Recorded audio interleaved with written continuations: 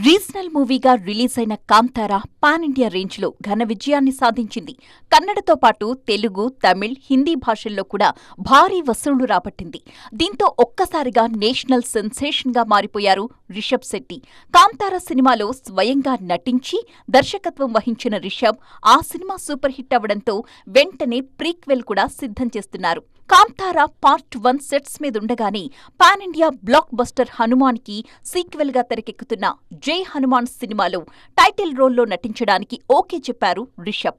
First look పోస్టర్తోనే జై హనుమాన్ మీద అంచనాలు పెంచడంలో సూపర్ సక్సెస్ అయ్యారు.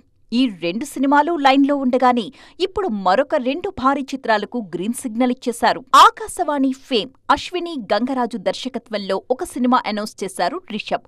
18వ శతాబ్దం నేపథ్యంలో రూపొందుతున్న ఈ సినిమాని భారీ బడ్జెట్తో సితారా ఎంటర్టైన్మెంట్స్ బ్యానర్లో నిర్మిస్తున్నారు.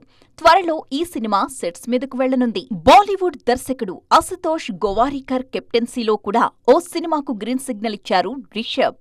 శ్రీకృష్ణదేవరాయలు కథతో రూపొందుతున్న మూవీలో టైటిల్ రోల్లో కనిపించబోతున్నారు. 2026లోనే ఈ సినిమా కూడా సెట్స్ మీదకు వెళ్లనుంది. ఇలా వరుస సినిమాలతో మోస్ట్ బిజియెస్ట్ స్టార్ గా ఉన్నారు రిషబ్.